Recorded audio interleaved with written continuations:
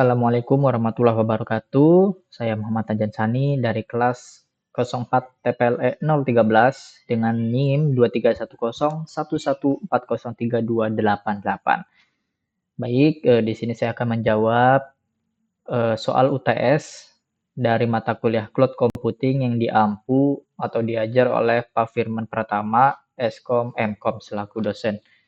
Untuk pertanyaannya atau soalnya, saya bacakan terlebih dahulu. Jadi soalnya itu, saya bekerja sebagai seorang IT arsitek pada perusahaan penyedia layanan cloud, yaitu PT Cloud Digital Indonesia.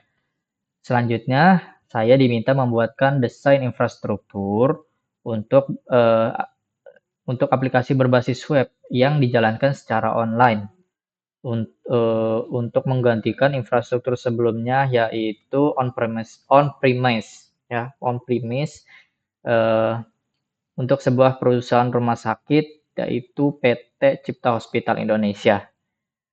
Untuk layanannya sendiri yaitu arsitekturnya yang akan dijalankan membutuhkan layanan aplikasi server, kemudian database server, kemudian storage server ya yang dibutuhkan agar semua berjalan dengan normal. Untuk pertanyaan yang pertama, bagaimana Anda membuat perhitungan biaya dari infrastruktur yang diperlukan? Baik, di sini saya akan menjawab soal nomor 1. Untuk menghitung biaya infrastruktur yang diperlukan, saya akan melakukan beberapa analisis atau beberapa langkah. Yang pertama, analisis kebutuhan. Nah, pada analisis kebutuhan, saya akan bekerja sama dengan tim aplikasi PT Cipta Hospital Indonesia ini untuk memahami secara dalam kebutuhan sumber daya aplikasi web mereka. Apa aja yang dibutuhin, terus berapa penggunanya, volume transaksinya, kebutuhan penyimpanan data, dan persyaratan kinerja seperti latensi dan throughput. Ya, saya bekerja sama terlebih dahulu menganalisis semuanya. Kemudian setelah dianalisis, saya akan melakukan pemetaan layanan cloud berdasarkan kebutuhan aplikasi. Saya akan memetakan layanan cloud yang paling sesuai. Misalnya, untuk aplikasi server, saya akan mempertimbangkan layanan seperti Compute Engine dari Google Cloud, atau EC2 dari AWS, atau Azure Virtual Machine. Saya juga akan melihat layanan seperti Cloud SQL atau Cloud Spanner dari Google Cloud, kemudian ada RDS atau Aurora dari AWS, terus ada juga Azure SQL Database atau Cosmos DB ya dari Azure atau Azure ya. Kemudian untuk storage server seperti layanan cloud storage itu ada cloud storage dari Google ya, kemudian ada S3 dari AWS dan atau Azure Blob Storage dari Azure Files yang akan dievaluasi seperti itu. Untuk perhitungan biayanya bagaimana? Untuk perhitungan sumber daya terlebih dahulu ya. Setelah melakukan pemetaan, saya lakukan penghitungan sumber daya seperti itu. Untuk perhitungan sumber daya untuk setiap yang dipilih di layanan, saya akan memperkirakan sumber daya yang paling dibutuhkan nih. Jadi dari hasil analisis dan pemetaan, kira-kira apa aja yang dibutuhkan, baru dicatat seperti itu, seperti jumlah instance server, ukuran memorinya berapa, kemudian kapasitas penyimpanannya berapa, bandwidth jaringannya berapa. Perkiraan ini saya dasarkan pada historis analisis sebelumnya seperti itu. Jadi dari hasil analisis kan ada historinya pemakaian sebelumnya itu seberapa, maka akan dilakukan perhitungan sumber dayanya. Setelah dilakukan perhitungan sumber daya, baru penghitungan kalkulator biaya. Saya akan memanfaatkan kalkulator biaya yang disediakan oleh layanan besar seperti AWS, GCP, atau lain sebagainya. Dengan memasukkan sumber daya yang dibutuhkan, di situ nanti akan tertera biaya-biaya estimasi biaya bulanannya seperti itu. Untuk pertimbangan biaya lainnya tentunya ada ya. Untuk pertimbangan biaya lain selain biaya komputasi, penyimpanan dan database, saya juga akan mempertimbangkan biaya-biaya lain seperti transfer data, layanan monitoring, backup dan disaster recovery, serta potensi biaya license seperti license OS dan lain sebagainya, kayak gitu ya. Untuk optimasi langkah selanjutnya yaitu optimasi biaya. Nah, saya akan mengoptimasi biaya ini seperti penggunaan reserve instance atau commit use discount untuk sumber daya yang digunakan secara konsisten nih, serta memanfaatkan fitur auto scaling untuk menyesuaikan kapasitas secara otomatis jika ada beban yang ditambah atau berkurang seperti itu. Untuk langkah selanjutnya, setelah melakukan analisis, pemetaan, perhitungan kalkulator, perhitungan sumber daya, dan optimasi biaya selanjutnya itu presentasi anggaran hasil. Jadi hasil anggaran biayanya itu akan ditulis detail seperti apa yang dibutuhkannya, berapa biaya bulanannya, berapa biaya sewa ini, sewa itu, dan lain sebagainya. Dan itu harus dilakukan setransparansi mungkin ya, karena untuk meningkatkan kepercayaan kepada customer. Yang di sini customer-nya yaitu PT Cipta Hospital Indonesia. Oke, maaf, untuk soal nomor 2, di sini soal nomor 2 yaitu, sebentar saya bacakan. Bagaimana Anda menjelaskan aspek hukumnya jika dalam aplikasi yang dijalankan terdapat data kependudukan masyarakat? Oke, untuk nomor 2 saya akan menjawab ya. Jika di dalam aplikasi yang dijalankan menyimpan data kependudukan masyarakat Indonesia, aspek hukum menjadi sangat krusial nih. Nah, saya akan menjelaskan beberapa poin penting kepada PT Cipta Hospital Indonesia. Yang pertama yaitu Undang-Undang Perlindungan Data Pribadi atau UU PDP. Saya akan menekankan pentingnya kepatuhan terhadap UU PDP ini, yaitu Undang-Undang Nomor 27 Tahun 2022 tentang Perlindungan Data Pribadi. Ini mencakup kewajiban untuk mendapatkan persetujuan eksplisit dari pemilik data, menerapkan langkah-langkah keamanan yang memadai untuk melindungi data, dan memberitahukan pemilik data jika terjadi pelanggaran data. Jadi sebelum kita meminta data customer, itu kita kasih tahu dulu ya secara eksplisit bahwa datanya digunakan untuk apa, terus datanya gimana disimpannya, gimana cara melindunginya, dan apa yang terjadi jika ada pelanggaran terhadap datanya, seperti itu. Kemudian saya melakukan poin yang kedua, lokasi data. Saya akan menginformasikan mengenai potensi persyaratan terkait lokasi penyimpanan data di Indonesia sesuai dengan peraturan dan perundang-undangan yang berlaku. Meskipun ya di UU PDP ini belum secara eksplisit mewajibkan lokalisasi data untuk semua jenis data pribadi, hal ini bisa menjadi pertimbangan kok untuk di masa depan jika berlaku ya suatu saat nanti. Misalnya data KTP ini wajib disimpan di mana, data ini wajib disimpan di mana. Walaupun di UU PDP ini belum ada, tetapi saya akan menjelaskan data akan disimpan di mana untuk kedepannya jika persyarat atau perundang-undangan itu diperbarui itu sudah langsung berlaku seperti itu ya. Maaf, yang ketiga, kewajiban pengendali dan prosesor data. Saya akan menjelaskan peran dan tanggung jawab PT Cipta Hospital sebagai pengendali data nih ya. Dan tanggung jawab PT Cipta Hospital Indonesia sebagai pengendali data dan PT Cloud Digital Indonesia sebagai prosesor data. Ini termasuk kewajiban untuk memastikan bahwa prosesor data memiliki langkah-langkah keamanan yang setara, seperti itu. Untuk keamanan data, poin yang keempat, keamanan data dan standar industri.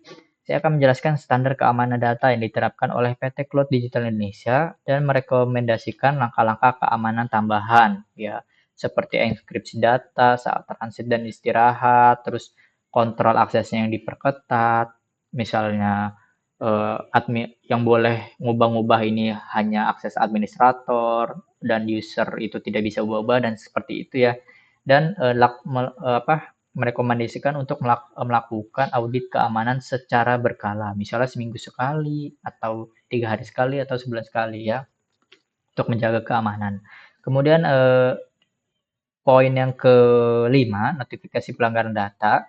Saya akan menjelaskan prosedur yang harus diikuti jika terjadi pelanggaran data pribadi nih, ya, termasuk kewajiban untuk memberitahukan pemilik data dan otoritas berwenang dalam jangka waktu yang ditentukan oleh UU PDP. Jadi kalau ada pelanggaran data pribadi, pemilik data itu harus tahu kalau datanya itu habis dilanggar ya atau telah dilanggar dan wajib melapor juga kepada pihak yang berwenang.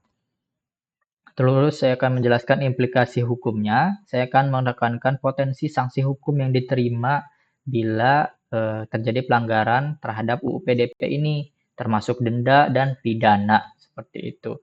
Kemudian yang ketujuh, konsultasi hukum. Saya akan merekomendasikan agar PT Cipta Hospital Indonesia ini berkonsultasi dengan ahli hukum yang berpengalaman supaya apa?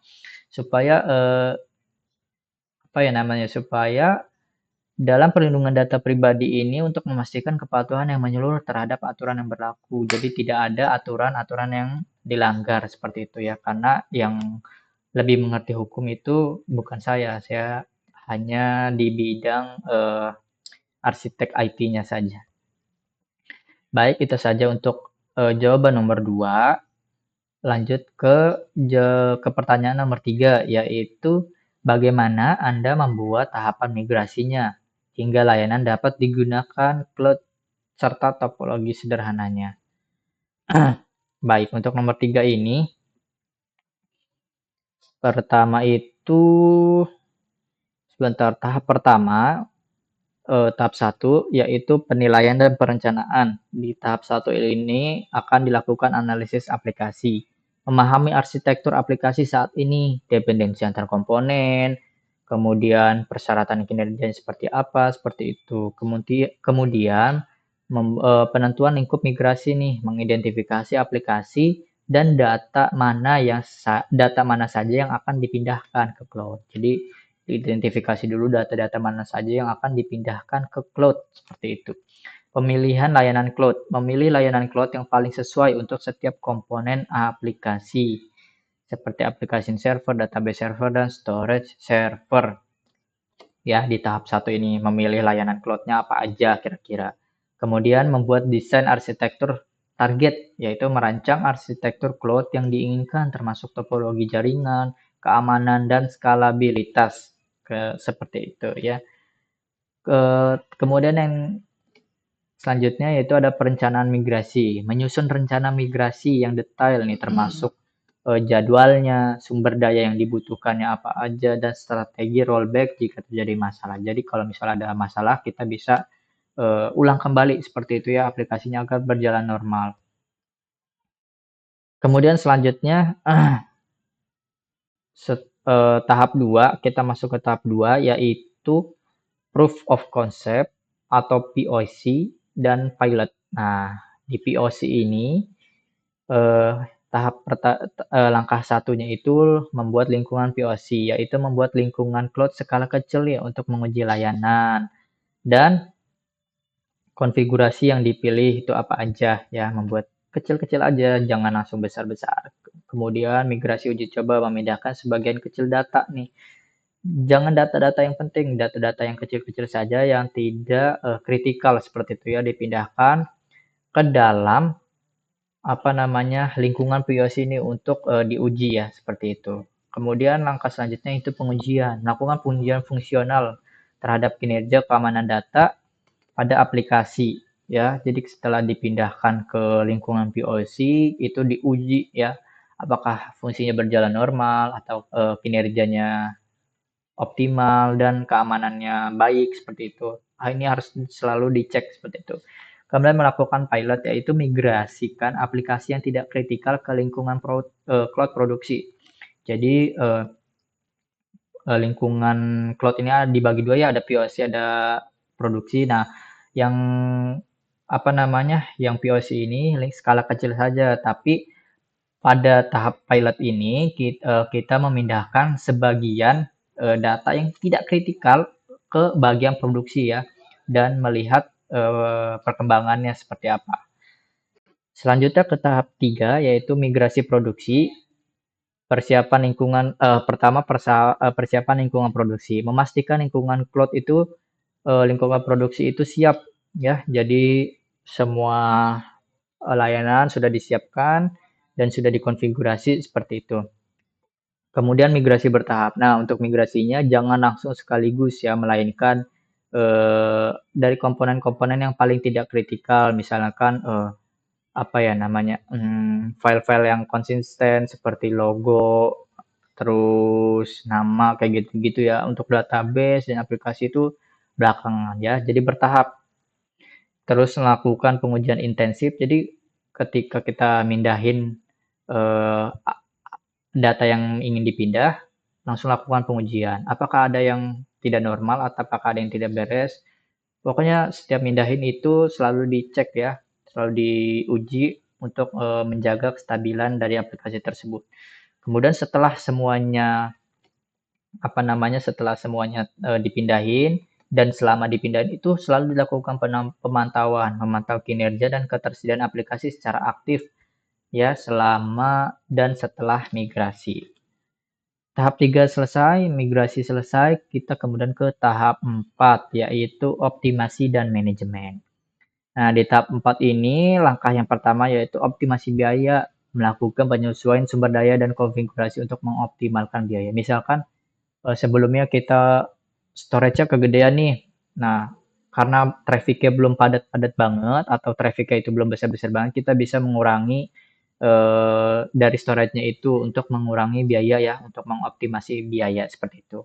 Kemudian peningkatan kinerja, mengidentifikasi dan mengatasi bottleneck kinerja.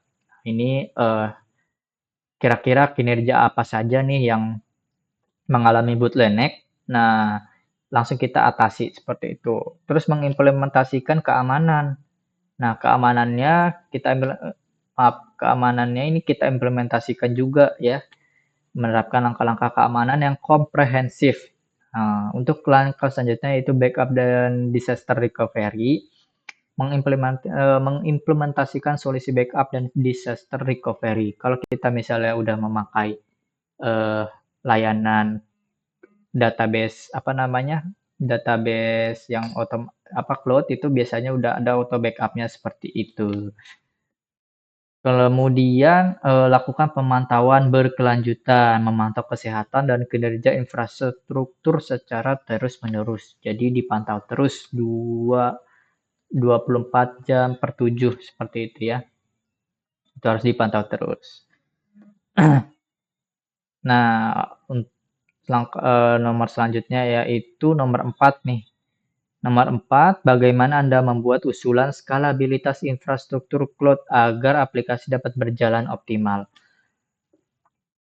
Untuk memastikan aplikasi PT Cipta Hospital Indonesia dapat berjalan optimal dan responsif terhadap perubahan beban kerja, saya akan mengusulkan beberapa implementasi skalabilitas di berbagai lapisan infrastruktur cloud. Nah, yang pertama itu tentunya ada skalabilitas horizontal.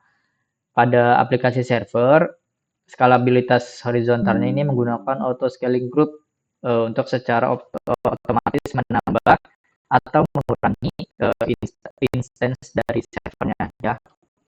Nah, kemudian pada database